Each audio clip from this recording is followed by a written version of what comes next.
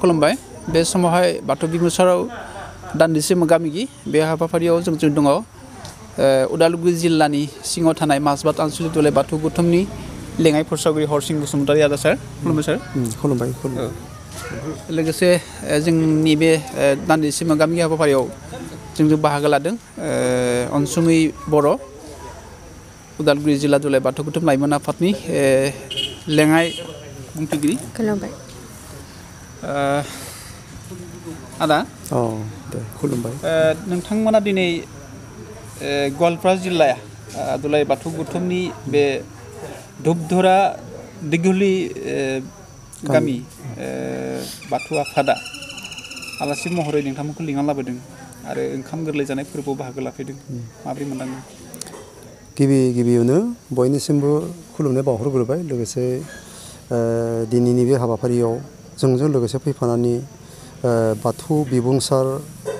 मावथि बिथांमोना जोंखौ जेरैबायदि दैदेनदों आरो लोगोसे जेरैबायदि हेफाजाब खालामदों आरो जोंनिफ्राय जिखिनि मिथिनो लुबैदों बेनि थाखाय आं गिबियावनो बाथौ बिबुंसारनि गासै मावथि फारि आरो लोगोसे न'खरनिसिम रोजा रोजा आंनि गोरबोनिफ्राय साबायखर बावनाय थाबाय दा जोबोद गोजोनथाव बाथ्रा गवालपारा जिल्लानि सिङाव नैबे धुपधरा ओनसोलनि जा दिघुली गामि होननाय बे गामिया खुब फिसा गामि सिगांग्रो बे बाथौ धोरोमखौ बिथांमोना जिथुनाखि भारतनिफ्राय गावना फैनानै बाथौ धोरोमखौ जिथुनाखि बिथाङा नाजावजेननाय समाव 20 न'खरल'सोमोन दा 15 न'खर जादों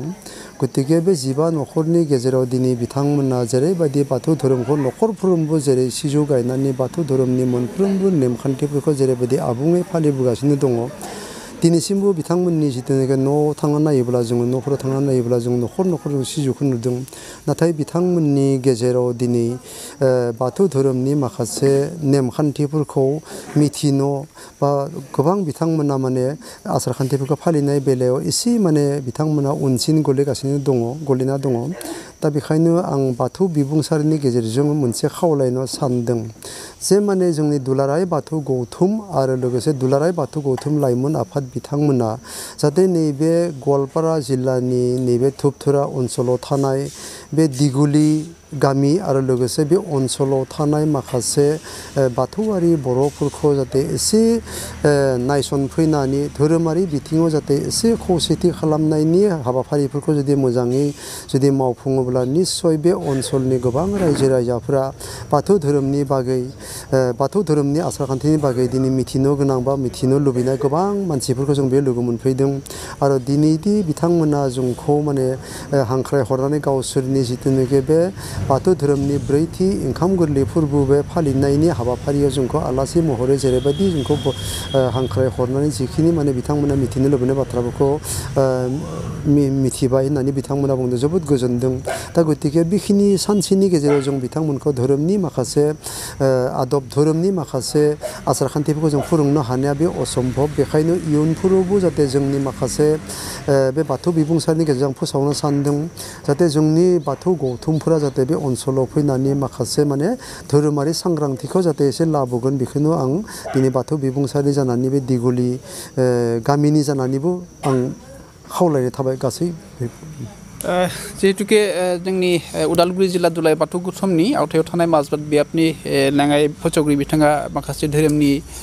जौगानाय बिथिङावहाय दिघुली बाथौ आफादखौ खावलायदों जे जिखिनि न'खरा दं बेनिफ्राय जाहाथे एसे बारिनि थाखाय बा धोरोमारि खान्थिफोरखौ मोजां सिबिनो थाखाय बिथाङा खावलायदों बे समाव जिहेतुके दिनैनि बे दिघुली गामि ओंखाम गोरलै जानाय फोरबोनि गाहाय आलासि बाहागो लाफैदोंमोन उदालगुरि जिल्ला लाइमोन आफादनि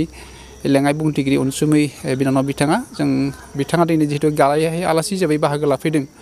बिथाङा बे हाबाफारिनि गेजेरजों गाहाय आलासि जानायजों लोगोसे बिथाङा बे हाबाफारिनि गेजेरजों बे समाजखौ बे जायगानि परिबेसखौ माबायदि मोन्दांथिदों खुलुमबाय गिबियावनो आङो बाथौ बिबुंसारनि मावथिफोरखौ बिथांमोनखौ साबायखर बावदों जे बिथांमोना बेवहाय जोंखौ दिघुली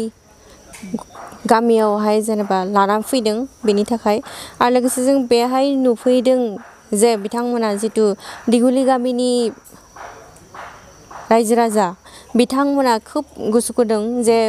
बाथौ सिबिनो थाखाय बा बाथौनि नियम खान्थिफोरखौ मिन्थिनो थाखाय बेफोरखौ नुफैनानै जों गोजोननाय मोन्दों जाहाथे जों मिथिगौ जे बिथांमोना जिथु गावसोरनि माने गावनि हारिमुखौ मोजां मोननानै बिथांमोना जिथु आगान लादों बा धोरोमखौ मोजां मोनदों आरो बेजों बिथांमोना जेनेबा बाथौ धोरोमखौ फोसावनोबो नाजादों बेखौ जों जोबोरैनो मोजां नांफैदों आरो बिथांमोना जेनेबा नाजाबावथों लोगोसे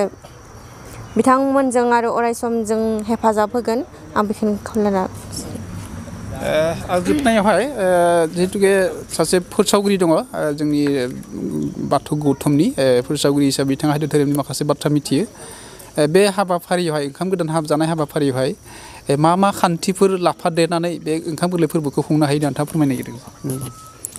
दा बे जिथुनाखि बाथौ धोरोमनि बे ब्रैथि ओंखाम गोरलै फोरबो हिसाबै जोङो